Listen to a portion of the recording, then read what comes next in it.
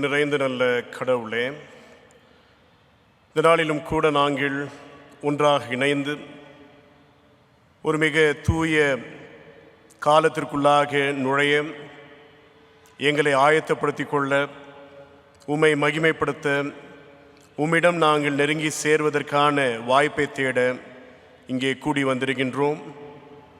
நீரே இந்த வழிபாட்டை ஆசீர்வதியும். இந்த வழிபாட்டின் வழியாக உம்முடைய வார்த்தை எங்களுக்கு உணர்த்தும். உம்முடைய வார்த்தை அறிந்தவர்களாக உம்முடைய வார்த்தையின்படி வாழ்வதற்கான புதிய உந்துதலையும் உற்சாகத்தையும் பெற்றவர்களாக நாங்கள் இருக்க நீரை அனுகிரகம் செய்ய வேண்டும் என்று விண்ணப்பம் செய்கின்றோம். இவ்வேளையிலும் கூட பரம போதகராகிய நீர் உம்முடைய வார்த்தை எங்களுக்கு போதியும்.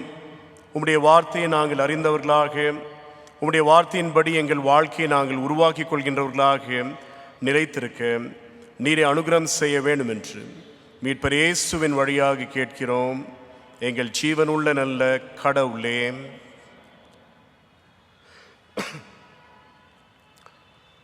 அன்புக்குரியவர்களே, உங்கள் அனைவரையும் நம்முடைய ஆண்டவரும் மீட்பருமான இயேசு கிறிஸ்துவின் இனிய திருப்பேரில் அன்புடன் வாழ்த்தி வரவேற்கின்றேன்.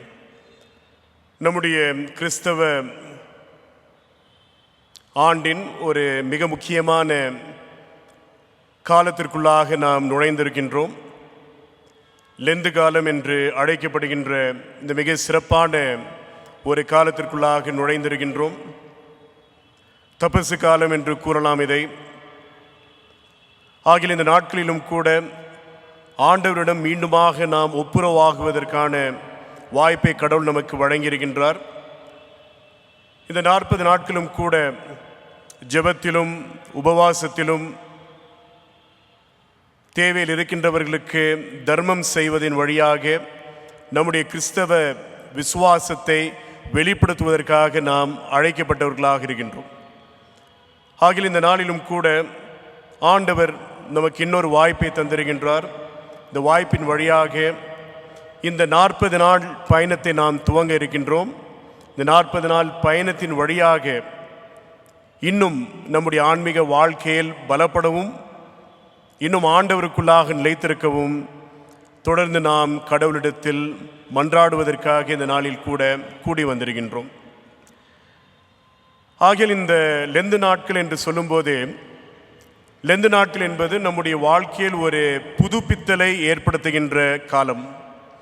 It is a season of renewal. பொதுவாக லெந்து காலத்தை வசந்த காலம் என்று கூறுவார்கள். வசந்த காலத்தில் பழைய இலைகள் உதிர்ந்து புதிய இலைகள் எப்படி தோன்றுகின்றதோ அதே வண்ணமாக நம்முடைய வாழ்க்கையில் கூட பழையவைகளை நாம் கலைத்துவிட்டு புதியவைகளை நாம் உடுத்தி கொள்கின்றவர்களாக, புதிய மனிதர்களாக வாழ்வதற்கான ஒரு வாய்ப்பை கடவுள் நமக்கு இந்த நேரத்திலும் கூட வழங்கியிருக்கின்றார். நம்முடைய தியானத்திற்காக நான் எடுத்துக்கொண்டிருக்கின்ற திருமறை பகுதி நற்செய்தி பகுதியாக வாசிக்கப்பட்ட தூய லூக்கா என்பவரால் எழுதப்பட்ட நற்செய்தி நூல் 9ஆம் அதிகாரம் வசனங்கள் 23 தொடங்கி 27 முடிய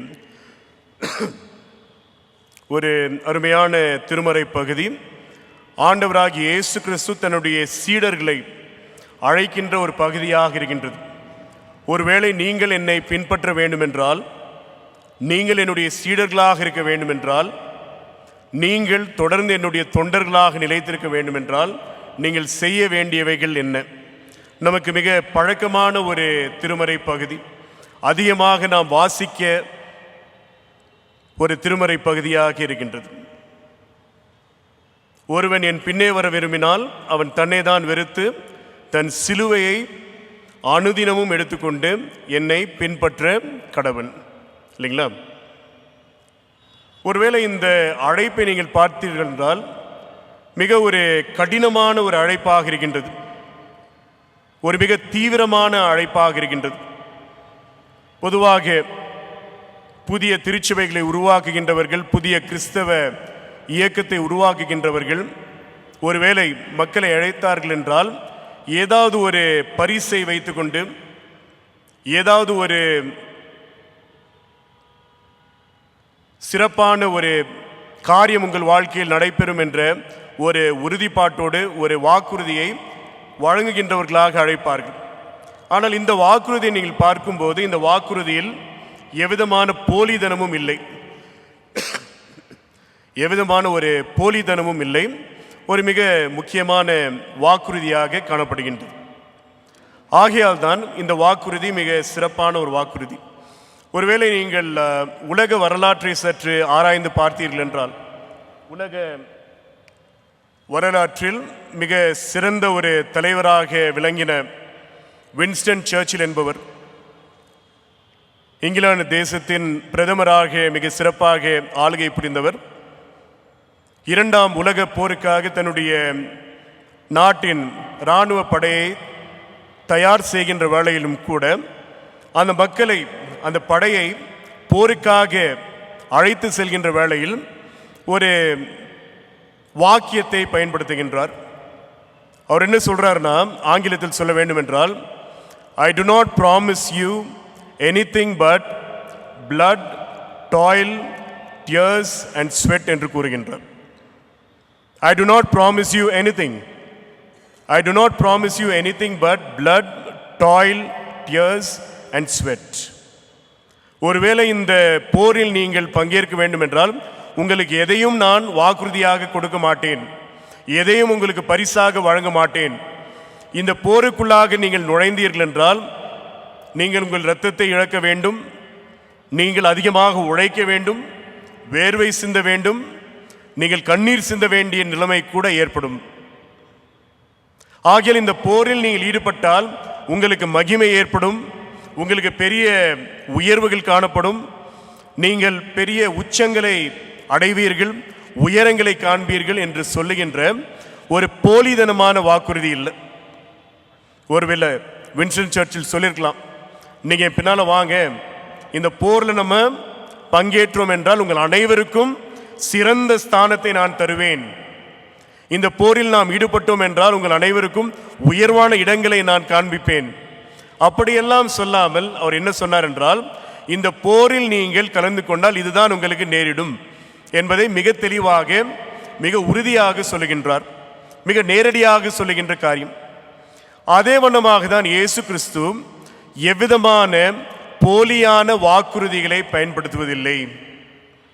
என்னை பின்பற்றினால் உங்களுக்கு உயர்வுகள் ஏற்படும், சிங்காசனத்தில் மேல் வீற்றிருப்பீர்கள், என்னை பின்பற்றினால் உங்களுக்கு கிரீடங்கள் கிடைக்கும், என்னை பின்பற்றினால் நீங்கள் செங்கோல்களை பிடித்து ஆளுகை செய்வீர்கள் என்று சொல்லாமல், என்னை நீங்கள் பின்பற்ற விரும்பினால் நீங்கள் என்ன செய்யணும், உங்களை நீங்கள் வெறுத்து உங்கள் சிலுவையை அனுதினமும் நீங்கள் எடுத்துக்கொண்டு என் பின்னே நீங்கள் வர வேண்டும் என்று சொல்லுவதை மிக தெளிவாக பார்க்க முடிகின்றது. ஒரு மிக நேர்த்தியான, நேர்மையான ஒரு அழைப்பாக இருக்கின்றது. ஏனென்றால் நாம் வாழ்கின்ற உலகம் போலியான வாக்குறுதிகள் நிறைந்த உலகமாக இருக்கின்றது. ஒருவேளை வணிக ரீதியாக பார்க்கும்போது பல பொருட்களை விற்பதற்காக போலியான வாக்குறுதிகளை தருவார்கள். இந்த பொருளை நீங்கள் பயன்படுத்தினால் ஒரு வாரத்தில் இவ்விதமான மாற்றங்களை நீங்கள் பார்ப்பீர்கள், ஒரு மாதத்திற்கு பயன்படுத்துங்கள், அதற்குள்ளாக இந்த மாற்றம் ஏற்படவில்லை என்றால் நீங்கள் அந்த பொருளை திருப்பி கொடுத்து விடுங்கள், பணத்தை நாங்கள் திரும்பி தருவோம் என்று கூட சொல்வார்கள். போலித்தனமான வாக்குறுதிகள். ஒருவேளை அரசியலில் பார்த்தீங்கன்னா ஏராளமான போலித்தனமான வாக்குறுதிகள். எங்களை ஜெயிக்க வைத்தால், நாங்கள் உங்களுடைய வாக்குகளின் வழியாக வெற்றி அடைந்தால் இப்படியெல்லாம் செய்வோம் என்று சொல்லி மீண்டுமாக போலியான வாக்குறுதிகளை நீங்கள் பார்க்க முடிகின்றது. அதே வண்ணமாக பல நேரங்களில் நம்முடைய சமயம் அல்லது மதத்தை பார்த்தீர்கள் என்றாலும் கூட பலவிதமான போலி வாக்குறுதிகள். எங்கள் திருச்சபைக்கு வந்தால் மட்டும்தான் நீங்கள் பரலோகத்திற்கு போவீங்க, எங்கள் திருச்சபைக்கு வந்தால் மட்டும்தான் நீங்கள் சுகமாக, சந்தோஷமாக, ஆடம்பரமாக வாழ்வீர்கள். இப்படிப்பட்ட போலியான வாக்குறுதிகள் நிறைந்த ஒரு உலகத்தில் இயேசு கிறிஸ்து என்ன சொல்றார்னா, என்னை நீங்கள் பின்பற்ற விரும்பினால் நான் எதையும் உங்களுக்கு வாக்குறுதியாக தரமாட்டேன், அதற்கு மாறாக நீங்கள் என்ன செய்ய வேண்டும், உங்களையே நீங்கள் வெறுக்க வேண்டும், வெறுக்க வேண்டும், உங்களை நீங்கள் வெறுக்க வேண்டும். deny yourself. ஆங்கிலத்தில் சொல்ல வேண்டும் என்றால் அழகா ஆண்டி படிச்சாங்க. deny yourself. உங்களை நீங்கள், deny என்றால் என்ன அர்த்தம்? உங்களை நீங்கள் மறுக்க வேண்டும் இல்லைங்களா? வெறுக்க வேண்டும் என்ற ஒரு மொழிபெயர்ப்பை நாம் பயன்படுத்துகின்றோம். வெறுக்க வேண்டும் என்றால் ஹேட்ரட், சுயவெறுப்பு. சுயவெறுப்பு என்றால் இன்னைக்கு கூட நம்ம சுயவெறுப்பு காணிக்கைன்னு கொடுக்கிறோம், செல்ஃப் ஹேட்ரட். ஆனால் ஒருவேளை நீங்கள் இன்னும் ஆழமாக படித்தீர்கள் என்றால் உங்களை நீங்கள் மறுக்க வேண்டும். deny yourself. do not hate yourself but deny yourself. deny yourself என்றால் உங்களை நீங்கள் மறுக்க வேண்டும். அந்த மறுத்தல் என்பது மிக முக்கியமானது. ஆகையால் தான் இப்பொழுது தற்பொழுதைய காலத்தில் சுய மறுப்பு என்று நாம் கூறுகின்றோம், சுய வெறுப்பு என்று நாம் கூறுவதில்லை, சுய மறுப்பு என்று கூறுகின்றோம். ஆண்டவராகிய இயேசு கிறிஸ்து எந்த சூழ்நிலையிலும் கூட நீங்கள் உங்களை வெறுக்க வேண்டும் என்று சொல்லவில்லை இல்லையா? அடிமைத்தனத்தில் வாழ்கின்ற மக்கள், இருளில் வாடிக்கொண்டிருக்கின்ற மக்களை பார்த்து நீங்கள் உலகத்தின் ஒளி என்று கூறுகின்றார் இல்லையா? நீங்கள் உலகத்தின் ஒளி என்று சொல்லும்போது நீங்கள் உங்களை நேசியுங்கள், உங்களுக்குள்ளாக ஆண்டவருடைய ஒளி இருக்கின்றது, ஆண்டவர் உங்களை நேசிக்கின்றார், நீங்களும் உங்களை நேசித்துக் கொள்ளுங்கள் என்று ஒரு உணர்வை மக்களுக்குள்ளாக ஏற்படுத்துகின்றவராக இருக்கின்றார். உங்களை வெறுத்து விடுங்கள் என்று சொல்லவில்லை, உங்களை மறுத்து விடுங்கள் என்று சொல்கின்றார். என்ன வித்தியாசம் என்று நீங்கள் கேட்கலாம். deny yourself, செல்ஃப் ஒரு மிக ஆழமான வார்த்தை. இந்த செல்ஃப் என்று சொல்லுவது மிக ஆழமான வார்த்தை. சுயம் என்று நாம் தமிழில் கூறுகின்றோம். இந்த செல்ஃப் என்று சொல்லும்போது deny yourself, ஒரு மனிதனை பார்க்கும்போது ஒரு மனிதருக்குள்ளாக பல சுயங்கள் இருக்கின்றன. அதனால தான் சில நேரத்தில் என்ன சொல்றோம்னா, ஒருத்தரை நம்ம ஒரு விதமாக நம்புகிறோம், இன்னொரு விதத்தில் ஒரு பழகும்போது என்ன சொல்கிறோம், உன் சுயரூபத்தை நான் பார்த்தேன்னு சொல்கிறோம். அப்போ பல ரூபங்கள் உனக்குள்ளாக இருக்கின்றது, அதில் உன்னுடைய சுயரூபம் என்ன என்பதை நான் கண்டறிகின்றேன் என்று கூட நாம் சொல்லுகின்றோம்.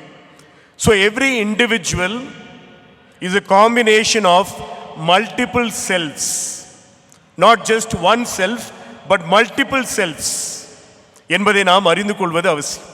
நமக்குள்ளாக பன்மையான சுயங்கள் இருக்கின்றன, ஒரே சுயம் அல்ல, பன்மையான சுயம்.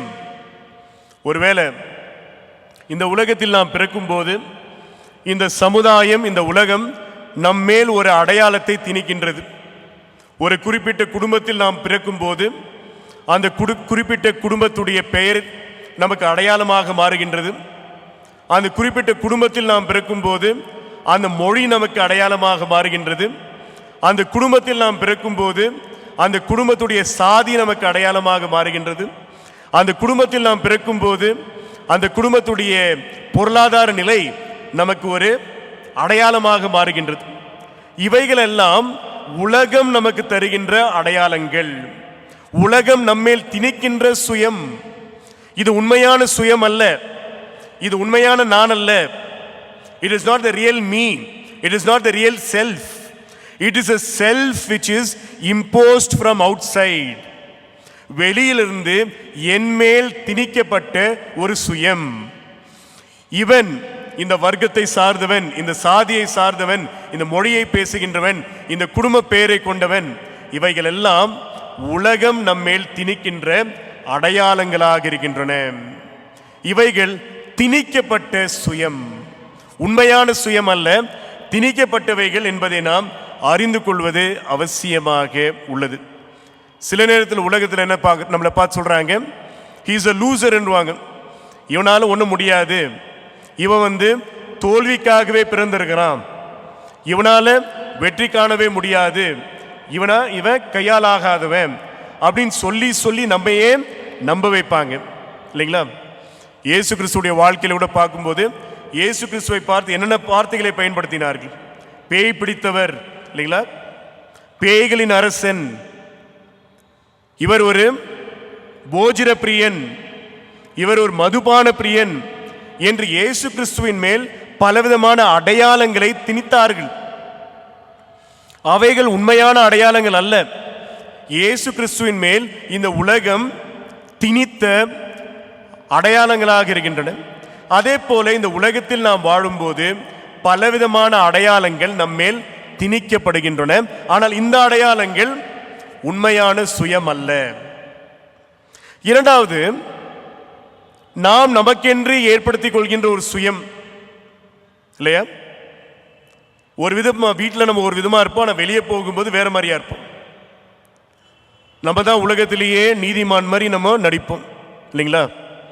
நிறைய நேரத்தில் நம்முடைய வாழ்க்கையில் அநீதியாக இருக்கிறத விட அதிகமாக நீதிமானாக இருக்கின்ற போங்கு தான் அதிகமாக காணப்படுகின்றது. That self righteousness, hyper righteousness, self righteousness கூட பரவாயில்ல, hyper righteousness, என்னை போல ஒரு நீதிமான் இல்லை என்ற ஒரு நினைப்பு நமக்குள்ளாக காணப்படுகின்றது. அது நாம் நமக்கென்றே ஏற்படுத்திக் கொள்கின்ற ஒரு சுயம். அது நான் அல்ல, உண்மையான நான் அது அல்ல. ஆனாலும் கூட நான் என்ன செய்கின்றேன் என்றால், நான் என்னை அப்படி மக்களுக்கு பிரதிபலிக்கின்றேன், என்னை அப்படி காண்பிக்கின்றேன், என்னை நான் அப்படி உருவாக்கி கொண்டு காண்பிக்கின்றேன். அதுவும் உண்மையான சுயம் அல்ல. இல்லைன்னா சில பேர் பார்த்தீங்கன்னா எப்படி இருப்பாங்கன்னா, என்னால் ஒன்றும் முடியாது. ஒன்று இந்த எக்ஸ்ட்ரீமில் இருப்பாங்க, இல்லை அந்த எக்ஸ்ட்ரீமில் இருப்பாங்க. ஒன்று நான் தான் உலகத்தில் நீதிமான்னு சொல்லுவாங்க, இன்னொன்று நான் தான் பாவி, நான் பாவி, நான் பாவி, நான் பாவி, என்னால் ஒன்றும் முடியாதுன்னு சொல்லுவாங்க. இப்படி நம்மையே பெருமைப்படுத்திக் கொள்கின்ற ஒரு உணர்வும் இருக்கின்றது, நம்மையே தாழ்த்துகின்ற ஒரு அதிகமான ஒரு போங்கும் காணப்படுகின்றது. ஆக இந்த சூழ்நிலையில்தான் இயேசு கிறிஸ்து நம்மை பார்த்து என்ன சொல்கின்றார் என்றால், நீங்கள் உங்களை வெறுக்க வேண்டும் அல்லது மறுக்க வேண்டும் என்று சொல்கின்றார். ஆங்கிலத்தில் சொல்ல வேண்டும் என்றால், deny yourself, deny the self which is imposed on you by society, deny the self which is created by you, which is false. இந்த உலகம் உன்மேல் திணித்திருக்கின்ற அந்த சுயத்தை, அடையாளத்தை மறுத்துவிடு. நீ போலியாக உனக்கென்று உருவாக்கி கொண்டிருக்கின்ற அந்த சுயத்தை, அடையாளத்தை நீ மறுத்துவிடு. And then அப்படி நாம் செய்யும்போது உண்மையான சுயத்தை நாம் வெளிப்படுத்த முடியும். இந்த உண்மையான சுயம் எப்படிப்பட்டது? இந்த உண்மையான சுயம் படைப்பாளரை பிரதிபலிக்கின்ற சுயம். The self which mirrors the image of God. இல்லைங்களா? ஆண்டவர் நம்மை படைக்கும் போது அவருடைய சாயலில் படைத்தார், அவருடைய ரூபத்தில் நமக்கு வழங்கினார். ஆகையால் அவருடைய சாயலை வெளிப்படுத்துகின்றவர்களாக நாம் இருக்கும்போது அதுதான் உண்மையான சுயம், அதுதான் என்னுடைய உண்மையான அடையாளம். என்னுடைய உண்மையான அடையாளம் என்ன? ஆண்டவர் அவருடைய சாயலில் நான் படைக்கப்பட்டிருக்கின்றேன், அவருடைய ரூபத்தை நான் பெற்றுக்கொண்டிருக்கின்றேன் என்பதை உறுதி செய்வதுதான் என்னுடைய அடையாளம்.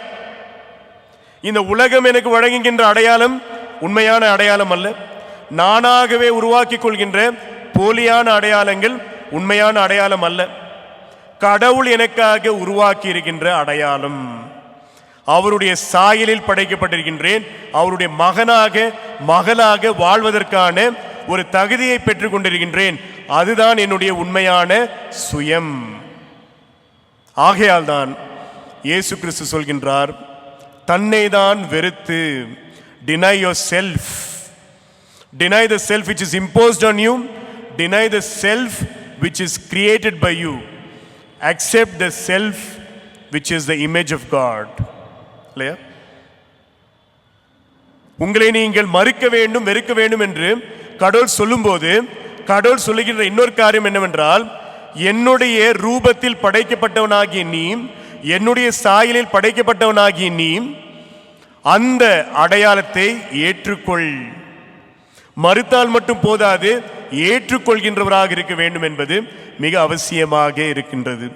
ஆகையால் தான் இந்த நாளிலும் கூட ஆண்டவராகிய இயேசு கிறிஸ்து நம்மை பார்த்து சொல்கின்றார், ஒருவேளை நீ என்னை பின்பற்ற விரும்பினால் உன்னை நீ வெறுத்து, உன்னை நீ மறுத்து என்னை நீ பின்பற்ற வேண்டும் என்று சொல்லுவதை நாம் பார்க்கின்றோம். யோவேல் தீர்க்கதரிசி ரொம்ப அழகாக சொன்னார். இன்னைக்கு கூட நம்ம வாசிக்க கேட்டோம்.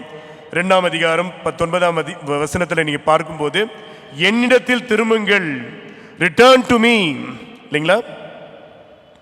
யோவேல் தீர்க்கதரிசி 2ஆம் அதிகாரம், ரிட்டர்ன் டு மீ, என்னிடம் திரும்புங்கள் என்று சொல்லும்போது ஆண்டவருடைய சாயலுக்கு திரும்புங்கள், ஆண்டவருடைய ரூபத்துக்கு திரும்புங்கள், ஆண்டவருடைய தன்மைக்கு திரும்புங்கள், ஆண்டவருடைய பண்புக்கு திரும்புங்கள், ஆண்டவருடைய சாயலை வெளிப்படுத்துங்கள், ஆண்டவருடைய ரூபத்தை வெளிப்படுத்துங்கள், ஆண்டவருடைய தன்மைகளை வெளிப்படுத்துங்கள். இதுதான் என்னிடத்தில் திரும்புங்கள் என்பது அர்த்தம். நிறைய நேரத்தில் நம்ம என்ன நினைக்கிறோம்னா, என்னிடத்தில் திரும்புங்கள் என்று சொல்லும்போது கோயிலுக்கு போய் கடவுளை வணங்கினா போதும், ஆண்டவரிடத்தில் திரும்பி விட்டோம் என்று நினைக்கிறோம். ஆனால் திருமறை எதிர்பார்க்கின்ற அந்த திரும்புதல் என்பது ஆழமான ஒரு திரும்புதல்.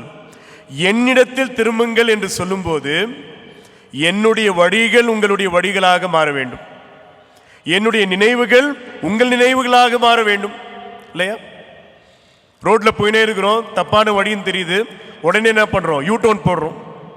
ரிட்டர்ன் சொன்னா யூ டர்ன். தவறான வழியிலே நடந்து கொண்டு நான் இலக்கை அடைவேன் என்று சொன்னால் முடியாது. என்ன செய்யணும்? திரும்பணும். அந்த திரும்புதலின் வழியாக நம்முடைய வாழ்க்கையில் மாற்றங்கள் ஏற்பட வேண்டும். அதுதான் இயேசு கிறிஸ்து மிக தெளிவாக சொல்லுகின்றார். யோவேல் தீர்க்கதரிசியும் கூட அழகாக சொல்கின்றார், என்னிடத்தில் திரும்புங்கள், என்னிடத்தில் திரும்புங்கள். எனக்கு பிரியமானவர்களே, அது மட்டுமல்லாமல் யோவேல் சொல்றாரு, நீங்கள் உங்கள் வஸ்திரங்களை அல்ல உங்கள் இருதயங்களை கிழியுங்கள். உங்கள் வஸ்திரங்களை அல்ல உங்கள் இருதயங்களை கிழியுங்கள் என்று சொல்லும்போது ஒரு வெளிரங்கமான மாற்றத்தை மட்டும் நீங்கள் அனுபவிக்கின்றவர்களாக அல்லாமல் உள்ரீதியான மாற்றம் உங்களுக்குள்ளாக காணப்பட வேண்டும். Not only an external change but an internal transformation. உள்ரீதியாக உளரீதியாக நீங்கள் மறுரூபம் அடைய வேண்டும், மறு உருவாக்கம் செய்யப்பட வேண்டும் என்பது கடவுளுடைய மிக முக்கியமான எதிர்பார்ப்பாக இருக்கின்றது. எனக்கு பிரியமானவர்களே, உங்களை நீங்கள் மறுத்து ஆண்டவரிடத்தில் திரும்ப வேண்டும் என்றால் உங்கள் வாழ்க்கையில் ஒரு மனம் திரும்புதல் காணப்பட வேண்டும். Repentance is extremely essential. Repentance இல்லைங்களா? சில நேரத்தில் இந்த ரிப்பென்டன்ஸ்க்கு நம்ம அதிகமாக வேல்யூவை கொடுக்கிறது, அதிகமான மதிப்பை கொடுப்பதில்லை. ஏதோ ஞாயிற்றுக்கிழமை போகிறோம், எல்லாரும் போல நம்ம என்ன செய்கிறோம்? நம்முடைய பாவ அறிக்கை செய்கின்றோம், எல்லாரோடு சேர்ந்து பாவங்களை அறிக்கை செய்கின்றோம். உடனே கடவுள் நம்முடைய பாவங்களை மன்னித்து நமக்கு புது வாழ்வை வழங்குவார் என்ற ஒரு நம்பிக்கை நமக்குள்ளாக இருக்கின்றது. So we take forgiveness for granted. Our repentance is very superficial. நம்முடைய அந்த மனம் திரும்புதல் என்பது மிக ஒரு ஆழமற்றதாக, ஒரு ஆழமற்ற ஒரு செயல்பாடாக காணப்படுகின்றது. ஆனால் இந்த மனம் திரும்புதல் என்பது ஆழமான மனம் திரும்புதலாக இருக்க வேண்டும் என்பதுதான் கடவுளுடைய எதிர்பார்ப்பாக இருக்கின்றது. அதனால தான் இங்கிலீஷில் ஒருத்தர் ரொம்ப அழகாக சொன்னார், repentance is what we do on Sunday, repentance is what we feel on Sunday for what we did on Saturday and what we will do on Monday. மனம் திரும்புதல் என்பது ஞாயிற்றுக்கிழமை என்று சனிக்கிழமை என்ன செய்கிறோமோ திங்கட்கிழமை மறுபடியும் என்ன செய்ய போகிறோமோ அதுக்காக மன்னிப்பு கேட்கிறது. அதனால இந்த வாழ்க்கையில் ஒரு மாற்றம் காணப்படாமல் வெறும் வெளி ரீதியாக மேல் ஓட்டமாக காணப்படுகின்ற மாற்றங்களை கடவுள் விரும்புவதில்லை என்பதை நாம் நிச்சயமாக அறிந்து கொள்வது அவசியமாக இருக்கின்றது. இரண்டாவதாக ஆண்டவராகிய இயேசு கிறிஸ்து சொல்கின்றார், ஒருவரின் பெண்ணே வர விரும்பினால் அவன் தன்னை தான் நிறுத்து தன் சிலுவையை அனுதினமும் எடுத்துக்கொண்டு, தன் சிலுவையை எடுத்துக்கொண்டு. சிலுவை கிறிஸ்தவத்தின் அடையாளம். நாம் அனைவரும் அதிகமாக மதிக்கின்ற ஒரு அடையாள பொருள் என்று சொன்னால் நிச்சயமாக சிலுவை. திருச்சபையில் சிலுவைகள் இருக்கின்றன, நம்முடைய இல்லங்களில் சிலுவைகள் இருக்கின்றன, நம்முடைய கழுத்தில் சிலுவை தொங்குகின்றது, நம்முடைய திருமறையில் சிலுவைகள் இருக்கின்றன. இப்படி சிலுவைகள் அதிகமாக நிறைந்திருக்கின்ற ஒரு வாழ்க்கையை நாம் வாழ்ந்து கொண்டிருக்கின்றோம். ஆனால் இந்த சிலுவை எதற்கு அடையாளமாக இருக்கின்றது என்பதை நாம் சற்று ஆராய்ந்து பார்க்க வேண்டியவர்களாக இருக்கின்றோம். சிலுவை என்பது நிச்சயமாக ஆண்டவருடைய மரணத்தின் அடையாளமாக இருக்கின்றது. ஒவ்வொரு திருவிருந்து ஆராதனையிலும் கூட நாம் சொல்கின்றோம், உம்முடைய மரணத்தை நாங்கள் நினைவு கூறுகின்றோம் இல்லையா? உம்முடைய மரணத்தை நாங்கள் நினைவு கூறுகின்றோம். ஆகிய ஆண்டவருடைய மரணத்தை நமக்கு நினைவூட்டுகின்ற ஒரு அருமையான அடையாளம் என்றால் அந்த அடையாளம் தான் சிலுவை. அந்த சிலுவையின் வழியாக ஆண்டவருடைய மரணத்தை நாம் நினைவு கூறுகின்றோம். இந்த இயேசு கிறிஸ்துடைய மரணம் என்பது வரலாற்று உண்மை இல்லையா? இதை இயேசு கிறிஸ்து தனிமையை எங்கேயோ போய் இறந்து விடவில்லை. ரோடு கிராஸ் பண்ணும்போது யாரும் வந்து அடிச்சிடல, இல்லைன்னா வயசாகி அந்த அதிகமான வயசானதுனால செத்துடல அவர். அதற்கு மாறாக இயேசு கிறிஸ்து இந்த உலகத்தில் இருந்த ஆதிக்க சக்திகளுக்கு ஒரு பெரிய மிரட்டலாக இருந்தார். He was a big threat to all the dominant powers in this world. இந்த உலகத்தில் இருக்கின்ற ஆதிக்க சக்திகள் சமயத்தில் இருக்கலாம், பொருளாதாரத்தில் இருக்கலாம், சமூக ரீதியாக இருக்கலாம், கலாச்சார ரீதியாக இருக்கலாம், இவர்கள் எல்லாருக்குமே ஆண்டவராகிய இயேசு கிறிஸ்துவுடைய வாழ்வு என்பது ஒரு பெரிய மிரட்டலாக இருந்தது. இந்த ஆண்டவர் வாழ்ந்தால் இன்னும் நம்மை தொந்தரவு செய்வார். இந்த ஆண்டவர் வாழ்ந்தார் இன்னும் நம்மை கேள்வி கேட்பார். இந்த மனிதர் வாழ்ந்தார் இன்னும் நம்முடைய அனைத்து விதமான ஆடம்பரங்களையும் வசதிகளையும் நாம் இழக்க வேண்டும். ஆகையால் என்ன செய்ய வேண்டும்? இவரை நாம் கொலை செய்து விடலாம் என்று நினைத்தார்கள். பரிசேயர்கள், சதுசேயர்கள், ஏரோதியர்கள், ரோம பேரரசு, சமய தலைவர்கள் அனைவரும் கூட இணைந்து என்ன செய்கின்றார்கள்? ஒரு அப்பாவி மனிதரை கொலை செய்கின்றார்கள். நம்ம வாயில் அந்த கொலை என்ற வார்த்தை அதிகமாக வருத்துல என்னன்றோம், மரணம் என்று சொல்றோம். ஏதோ இயேசு கிறிஸ்து இயற்கையாக இறந்து விட்டார் போல மரணம். இயற்கையாக இருந்தால்தான் மரணம். வேற யாராவது நம்மை சாகடித்தால் அது வந்து கொலை, படுகொலை. இயேசு கிறிஸ்துவுக்கு ஏற்பட்டது படுகொலை. ஏனென்றால் ஒரு அப்பாவியான மனிதர் மேல் பலவிதமான குற்றச்சாட்டுகள். இவர் தேவதூஷணம் செய்கின்றார், இவர் ராயருக்கு வரி செலுத்தக்கூடாது என்று மக்களை திரட்டுகின்றார், இவர் உலகத்தில் பலவிதமான புரட்சிகளை ஏற்படுத்துகின்றார். இவர் இப்படியே வாழ்ந்தால் இந்த உலகத்தில் எங்களுடைய ஆற்றல் குறைந்துவிடும் என்று நினைத்த மக்கள் அவரை கொலை செய்தார்கள். அது ஒரு படுகொலை என்பதை நாம் நிச்சயமாக அறிந்து கொள்ள வேண்டும். அதனால்தான் நம்ம விசுவாச பிரமாணம் சொல்லும்போது கூட என்ன சொல்றோம்? பொந்தியு பிலாத்துவின் காலத்தில் அவர் பாடுபட்டார். பொந்தியு பிலாத்துவின் காலத்தில் சிலுவையில் அறைந்து பாடுபட்டார். ஆகியால் வரலாற்று உண்மை, இயேசு கிறிஸ்து என்ற ஒரு மனிதர் சிலுவையின் மேல் அறையப்பட்டார் என்பது ஒரு புனைவு கதை அல்ல. It is not a myth. It is not fiction. இயேசு கிறிஸ்து என்ற ஒரு மனிதர் சிலுவையின் மேல் அறையப்பட்டார் என்பது வரலாற்று உண்மை. அந்த வரலாற்று உண்மையை மறந்துவிடக்கூடாது. எல்லா நேரங்களிலும் கூட நாம் நினைவு கூற வேண்டும் என்பதற்காக தான் அந்த மரணத்தின் அடையாளத்தை வாழ்வின் அடையாளமாக நாம் வைத்துக் கொண்டிருக்கின்றோம். இதுதான் கிறிஸ்தவத்தில் காணப்படுகின்ற ஒரு பெரிய முரண்பாடு, ஒரு இனிய முரண்பாடு. கடினமான முரண்பாடு அல்ல, இனிமையான முரண்பாடு. இனிமையான முரண்பாடு என்னவென்றால், ஒரு மரணத்தின் கருவியை வாழ்வின் கருவியாக நாம் பயன்படுத்துகின்றோம் இல்லைங்களா? இயேசு கிறிஸ்து சிலுவையின் மேல் அறையப்பட்டார். அந்த சிலுவை மரணத்தின் கருவி. ஆனால் அந்த மரணத்தின் கருவியை நம்முடைய இல்லங்களில் வைத்துக் கொண்டிருக்கின்றோம். அந்த மரணத்தின் கருவியை பார்த்து நாம் அண்ணாந்து பார்த்து வழிபடுகின்றோம். அந்த மரணத்தின் கருவியை நம்முடைய சிலுவையில் நம்முடைய கழுத்தில் தொங்க வைத்துக் கொண்டிருக்கின்றோம். ஆகையால் தான் இயேசு கிறிஸ்து கூறுகின்றார், நீங்கள் உங்களுடைய சிலுவைகளை அனுதினமும் எடுத்துக்கொண்டு நீங்கள் என்னை பின்பற்ற கட வேண்டும். பல நேரங்களில் நமக்குள்ளாக இருக்கின்ற ஒரு குறைபாடு என்னவென்றால், இயேசு கிறிஸ்து சிலுவையின் மேல் தொங்கினார், இனிமேல் நான் செய்ய வேண்டியது ஒன்றுமில்லை என்று நினைக்கின்றோம். இன்றைய நாளில் கூட வாசிக்கப்பட்ட நிருப பகுதி ஒரு அழகான வசனத்தை நமக்கு முன்பாக வைக்கின்றது. கலாத்தியர் 2ஆம் அதிகாரம் 20ஆம் வசனத்தை நான் உங்களுக்காக வாசிக்கின்றேன்.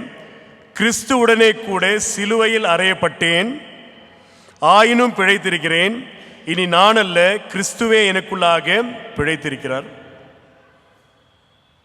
இந்த அளவுக்கு அழகாக ஆழமாக இயேசு கிறிஸ்துவுடைய சிலுவை மரணத்தை யாராலுமே விவரிக்க முடியாது. பவுலடிகளார் எவ்வளவு துணிவோடு, எவ்வளவு கற்பனையோடு, எவ்வளவு உற்சாகத்தோடு எழுதுகின்றார் யோசித்து பாருங்கள். கிறிஸ்துவுடனே கூட சிலுவையில் அறையப்பட்டேன் இல்லையா? I have been crucified along with Christ. It is no longer I, but it is Christ who lives in me. இனி நான் அல்ல, இயேசு கிறிஸ்துவே எனக்குள்ளாக பிழைத்திருக்கிறார். நிறைய நேரத்தில் நம்ம என்ன நினைக்கிறோம்? இயேசு கிறிஸ்து எனக்காக மரித்தார், இயேசு கிறிஸ்து எனக்காக சிலுவையில் அறையப்பட்டார். சில நேரத்தில் இயேசு கிறிஸ்து எனக்கு பதிலாக சிலுவையில் அறையப்பட்டார். ரெண்டு விதமான கருத்தை சொல்றோம். Jesus Christ died for me, ரெண்டாவது Jesus Christ died instead of me. Jesus Christ was crucified for me, Jesus Christ was crucified instead of me. என்ன அர்த்தம்னா, அவர் பண்ணிட்டாரு, நான் பண்ண வேண்டியது ஒண்ணுமே இல்லைன்னு. ஆனா பவுல் என்ன சொல்றாருன்னா, கிறிஸ்துவுடனே கூட நானும் சிலுவையில் அறையப்பட்டேன்.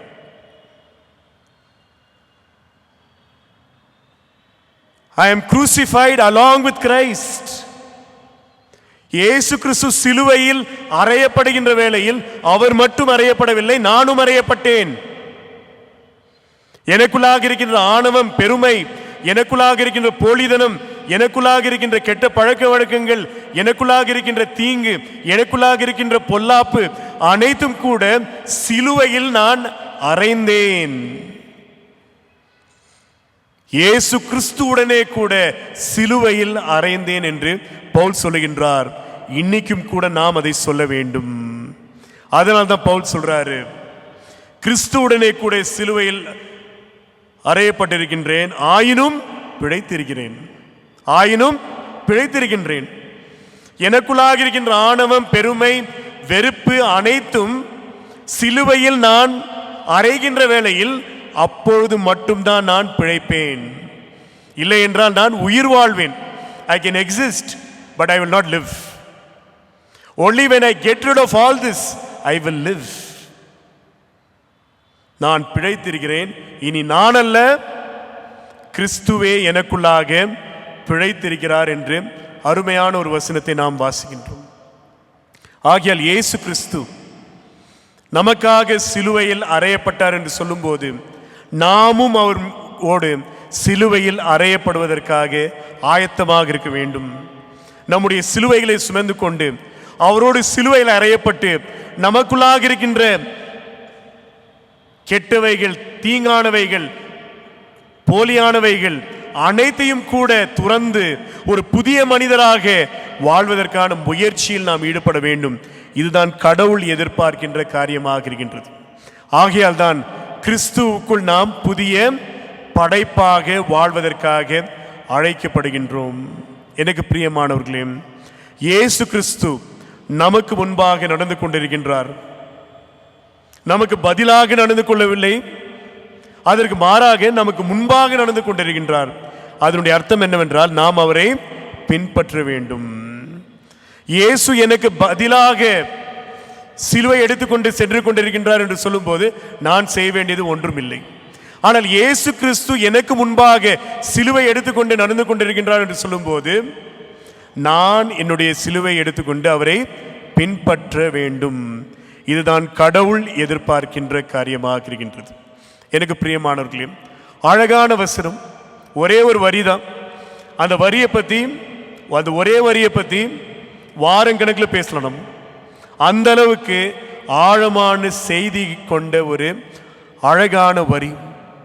ஒருவர் என்னை பின்பற்ற விரும்பினால் அவர் தம்மை தான் வெறுத்து தம் சிலுவை எடுத்துக்கொண்டு என்னை பின்பற்ற கடவர். ஆண்டவர் தாமே உங்கள் அனைவரையும் ஆசீர்வதித்து வழி நடத்துவாராக. ஆமேன்.